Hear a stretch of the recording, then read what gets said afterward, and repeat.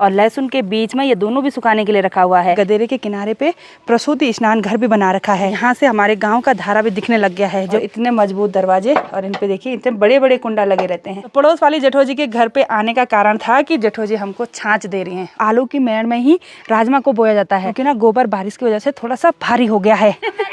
YouTuber बनना है। अच्छा, सबसे पहले आप सभी को मेरा प्यार भरा नमस्ते। मेरा नाम है प्रियंका तिवारी और आप सभी का स्वागत है देवभूमि उत्तराखंड के केदार घाटी के इन खूबसूरत पहाड़ों से। सुबह के लगभग 11 बजने वाले हैं। मौसम काफ़ी सुहावना है, तेज़ धूप खिली हुई है और इधर साइड पहाड़ों पे तो रोज़ की तरह बादल लगे हुए हैं। हो सकता है शाम के टाइम पे बारिश हो जाए। यहाँ धूप में जेठोजी ने काफ़ी कुछ सुखाने के लिए रखा हुआ है और इधर साइड देखिए ये घर की लहसुन और लहसुन के बीच में ये दोनों भी सुखाने के लिए रखा हुआ है। और दोनों प्याज की तरह होता है, लेकिन इसमें बहुत ही अच्छी खुशबू आती है और ये तड़के के काम में आता है। और इधर साइड देखिए ये बड़ी बड़ी लहसुन छांट के अलग सुखाने के लिए रखी है। एक ढक्कन पे यहाँ पे राई का बीज भी सुखाने के लिए रखा हुआ है और ये हमारे घर की राई है। और इस राई के पत्ते होते हैं बड़े बड़े ग्रीन ग्रीन और थोड़ा थोड़ा ब्लैक ब्लैक कलर के। और इधर साइड देखिए पहाड़ी पालक का बीज भी सुखाने के लिए रखा हुआ है इस सुप्पू में। और ये सुप्पू ना टिन से बनाया रहता है। तो अभी मेरी तैयारी जेठोजी के घर से अपने घर की ओर जाने की हो गई है। हमारे घर की ओर जाने वाला जो दूसरा रास्ता है वो यहाँ इंटर कॉलेज के पीछे से होके जाता है।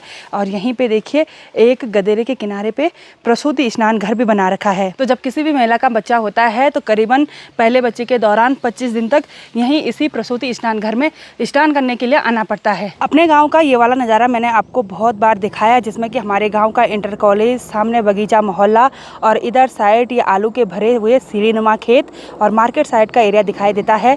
और इसी नज़ारे में हमको दिखाई देता है वो जगह जहाँ पे हमारा नया वाला घर बनके तैयार हो रहा है। और अभी वहाँ देखिए छत पड़ने की तैयारी शुरू हो गई है। चढ़ाई वाला रास्ता क्रॉस करने के बाद मैं उस जगह पे आ गई हूँ जिस साइड लोगों की गौशाला बनी रहती है।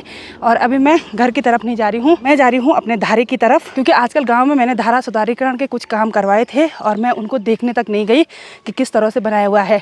तो आज आपको भी दिखा देती हूँ और खुद भी देख लेती हूँ। धारे के बगल वाले खेत में देखिए यहाँ पे भी लोगों ने आलू की खेती कर रखी है। और यहाँ से हमारे गांव का धारा भी दिखने लग गया है, जो कि अब बिल्कुल अलग सा दिखने लग गया है, चमक गया है। तो ये वाला जो पानी है वो गर्मियों के टाइम पे बिल्कुल ठंडा रहता है और ठंडियों के टाइम पे गर्म रहता है। पहले भी इस धारे पे सीमेंट का काम हो रखा था, लेकिन बर्फ़ पड़ने की वजह से वो सीमेंट ख़राब हो गया था। और इस बार हमने धारा सुधारीकरण में इसमें टाइल लगा दी। तो आप कमेंट करके ज़रूर बताना कि कैसा लग रहा है धारा। और बहुत सारे लोग पिछले कुछ वीडियो में कमेंट कर रहे थे, एक बार मैंने पिछला धारा भी दिखाया था, उन्होंने बोला था कि टाइल लगाने की क्या ज़रूरत थी, अपने पहाड़ों की तरह बनाइए धारों को, मतलब पत्थर से इससे। तो एक्चुअली ऐसा होता है कि जब कोई भी काम आता है ना तो उसमें पत्थर का कोई एस्टिमेट नहीं जोड़ा जाता है। जहाँ पर सीमेंट वगैरह लगेगा उसी का एस्टिमेट बनता है। आजकल गांव की सभी दीदी लोग खेतों से काम करके वापस घर आ रही हैं और ये देखिए कुछ इस तरह की स्फल्टी में घास लेके आ रही हैं। यदि ये गेलो क्या क्या गुआड़ ना तुम आजकल? अच्छा, तो ये दोनों कोदा झंगोरा की गुड़ाई करके आ रहे हैं। आ रखा है, उग रखा है। अच्छा, और ये जाएगी हमारे साइड। ये वीडियो में आने के लिए शर्माते हैं। क्यों शर्माते भाई? ये हमारे पड़ोसी हैं। कितना सरवन में की दई की सरवन। अच्छा पता नहीं सरवन। अच्छा अभी होनी तो पड़े।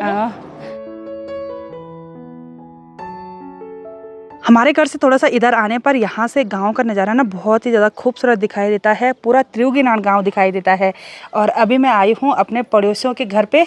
और यहाँ पे जो ये पड़ोसी हैं वो हमारी जेठोजी रखते हैं। यहाँ पे ये बहुत पुराना घर है और पत्थर की चिनाई से और ऊपर टीन लगा हुआ है और कुछ इस तरह की खोली बनी रहती है पुराने ज़मानों के मकान पे। ये देखिए, और लिखा भी हुआ है कब बना था, श्री संवत 2017 आई थिंक वही लिखा हुआ है। और जिनका घर है उनका नाम भी।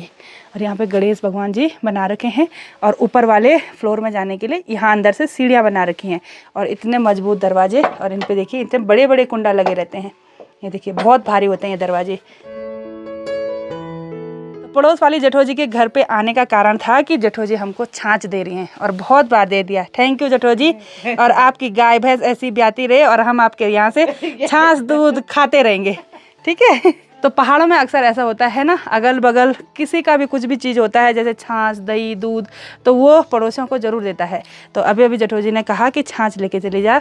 इन्होंने छाछ की होगी। तो आजकल गर्मियों के टाइम पे छाछ सेहत के लिए काफ़ी अच्छी होती है। तो ये छाछ मैं लेके जाऊँगी उधर जेठो जी के घर पर। तो आज मैं ज़्यादा घर में नहीं रुकी, क्योंकि जैसे मैं घर में पहुँची ना, जेठो जी ने भी फ़ोन किया कि लंच करने के लिए यहाँ आ जाना, क्योंकि अकेले रहने पर जेठो जी अपने लिए खाना नहीं बनाते हैं।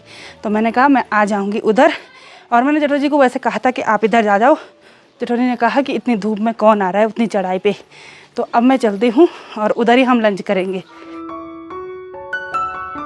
जेठो जी के घर में पहुंचने के बाद हम जाते हैं सीधे किचन में, क्योंकि लंच करने का टाइम हो गया है। और जेठो जी ने यहाँ पे खाना भी बना दिया जेठो जी? अच्छा। और ये देखिए कुकर पे चावल बना रखे हैं, और कढ़ाई पे क्या बनाया? आलू की थिचौड़ी। और देखिए उधर किनारे पे ना नए आलू रख रखे हैं, तो नए आलू की थिचौड़ी बनाई है। तो आलू की थिचौड़ी यहाँ लोहे की कढ़ाई पे बना रखी है, और जिसका स्वाद गजब का होता है। तो आज के लंच में है ये चावल, उसके साथ आलू की थिचौड़ी, और साथ में है ये छाछ। शाम के लगभग 5 बज रहे हैं, और थोड़ी देर पहले तक हल्की हल्की बारिश हो रही थी। आज ज़्यादा तेज़ बारिश नहीं हुई, और हल्की बारिश के बाद पहाड़ों का मौसम बहुत ही ज़्यादा खुशनुमा हो जाता है। तो अब मैं आपको लेके चलती हूँ अपने इस किचन गार्डन में। और आज मेरे किचन गार्डन में उतना ज़्यादा मेहनत वाला काम नहीं है, बिल्कुल आसान सा काम है। और वो काम है ये राजमा और ये मक्का बोने का, जो कि मैंने कुछ टाइम पहले भिगोने के लिए रख दिए थे। और राजमा देखिए बिल्कुल फूली फूली नज़र आ रही है, और ये मक्का के बीज भी बिल्कुल फूले फूले हुए हैं। हमारे गांव साइड ज़्यादातर राजमा और आलू की खेती की जाती है, और आलू की मेड़ में ही राजमा को बोया जाता है। इसको भिगोने का कारण ये था कि राजमा भिगोने से जल्दी उग जाती है। जहाँ पर मैंने लहसुन की क्यारी करी हुई थी, वहाँ पर मैंने दूसरी टाइप की राजमा बोई, और जहाँ पे ये आलू की मेड़ें हैं जिनमें हमने दूसरी गुड़ाई भी कर ली है, इसमें मैं कुछ इस तरह की लाल वाली राजमा बोऊँगी। और ये राजमा ना बहुत ही ज़्यादा टेस्टी होती है। और दूसरी गुड़ाई करने के बाद ही आलू की मेड़ों में कुछ इस तरह की राजमा को बोया जाता है। राजमा बोने के लिए हम ऐसे हाथ में 2 राजमा के बीज लेंगे, और जो आलू की मेड़ है उसके बीच में लगा देंगे।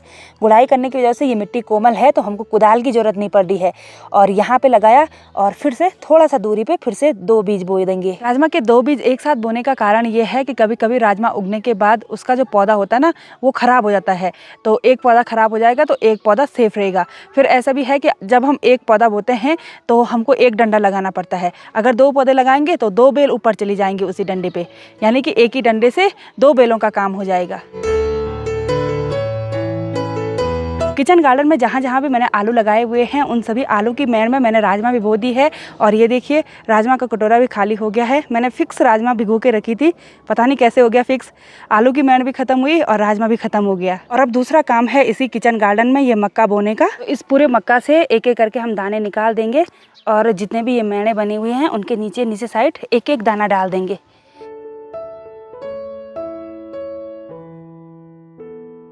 चलिए जी, फाइनली मैंने अपने किचन गार्डन में ये मक्का भी बो दी है, और ये भी फिनिश कर दिया। और ये देखिए बिल्कुल काला हो रखा है, मिट्टी से सन चुका है। और अभी अभी अनिल भाई भी आगे हैं नीचे साइड से, और यहाँ पे काम पे लग गए हैं। और ये जो मटर की झाड़ है ना, वो काफ़ी दिनों से वहाँ गैलरी में पड़ी हुई थी, तो उस पर कुछ मटर की फलियाँ थी। तो मैंने अनिल भाई को कहा कि मटर की फलियाँ निकाल दीजिए, और फिर वो घास के काम आ जाएगा। ये देखिए अनिल भाई ने इतनी ज़्यादा फलियाँ निकाल दी हैं, और कुछ कुछ फलियों पर काफ़ी सारे दाने हैं, और कुछ कुछ फलियों पर बिल्कुल भी दाने नहीं हैं।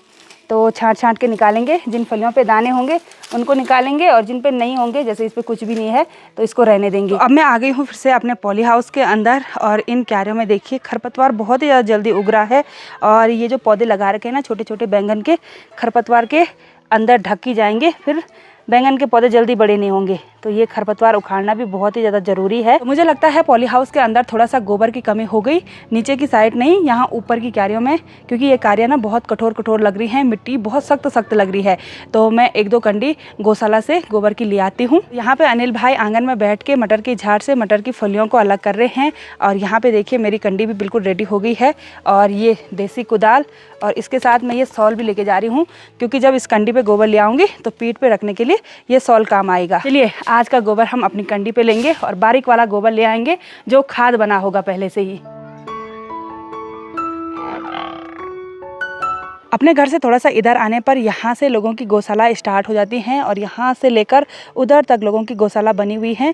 लोगों ने देखिए अपनी भैंस अभी तक बाहर पे ही रखी हुई हैं और ये वाली जो गौशाला है वो हमारी है और बहुत ही ज़्यादा पुरानी गौशाला है। हमारे बगल पे एक और पुरानी गौशाला थी, वो देखिए बिल्कुल खंडहर हो चुकी है।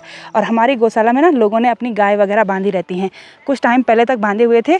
तो यहाँ पे देखिए गोबर की ढेर भी लगी हुई है। जिन भी लोगों ने हमारी गौशाला के अंदर अपने गाय भैंस बांधे उन्होंने हमारे लिए ये गोबर रख दिया और इसको ना धीरे धीरे करके मैं पॉली हाउस के अंदर और अपने किचन गार्डन में लेके जाऊँगी। तो चलिए जी, यहाँ पे मैंने एक कंडी गोबर की भी भर दी है और ये देखिए गोबर बारीक बारीक हो रखा है। यहाँ पे काफ़ी ज़्यादा मात्रा में गोबर है तो थोड़ा थोड़ा करके लेके जाऊँगी। और इस गोबर में देखिए काफ़ी ज़्यादा मात्रा में केंचुए भी दिखाई दे रहे हैं। यहाँ नीचे पर से ये कंडी उठाना बहुत ही ज़्यादा मुश्किल है, तो पहले इस कंडी को मैं वहाँ दरवाजे पर रख दूँगी क्योंकि वहाँ पर थोड़ा सा ऊँचा है तो वहाँ से उठाने में आसानी होगी। तो चलिए जी, अब यहाँ से इस कंडी को उठाने में थोड़ा सा आसानी होगी क्योंकि ना गोबर बारिश की वजह से थोड़ा सा भारी हो गया है। तो काम के साथ साथ ब्लॉगिंग करना थोड़ा सा टफ हो जाता है क्योंकि एक कैमरामैन तो चाहिए ही। अभी मैंने अपने पड़ोस की सालू बेटी को बुला दिया है, थोड़ा सा ये कैमरा पकड़ लेगी मेरा। तो यहाँ पे ज्योति और किंजल को भी कैमरा में आना था बोला और यहाँ पे बहुत खुश हो रखे हैं। ज्योति कब आई कॉलेज से? परसों आई। और तो कितने में पढ़ती है? 9 में। और खुश हो गए हैं। चलो ठीक है। मैंने भी पढ़ा है, मैं यूट्यूबर बनना है। अच्छा चलो अभी से स्टार्ट कर ले स्टार्ट, ठीक है, दादी के फ़ोन से, दादा के फ़ोन से। तो गांव में भी काफ़ी टाइप के लोग होते हैं। कोई बोलते हैं हमें कैमरा में मत निकालना और कोई बोलते हैं हमें भी निकालो, हम भी आना चाहते हैं। तो चले जी, एक कंडी गोबर लाने में भी बहुत आफत आ गई क्योंकि थोड़ा बहुत भारी हो ही रहा है और बहुत टाइम के बाद अगर गोबर डालें ना तो सच में आफत आती है। गौशाला से पॉली हाउस के अंदर मैंने 3-4 कंडी गोबर की डाली और गोबर डालते डालते ही अंधेरा हो गया है और मेरा आज का काम भी फिनिश हो गया। 3-4 ही कंडी गोबर की चाहिए थी पॉली हाउस के अंदर और जितना भी गोबर फिर चाहिए होगा उसको हम बाद में डाल देंगे। तो आज की इस वीडियो को यहीं पे एंड करते हैं। आई होप आपको वीडियो पसंद आई होगी। वीडियो पसंद आए उसको लाइक कीजिए, कमेंट कीजिए और अपने दोस्तों के साथ शेयर कीजिए। मैं प्रियंका योगी तिवारी मिलती हूँ आपको अपनी अगली नई वीडियो में। तब तक के लिए जय देवभूमि उत्तराखंड।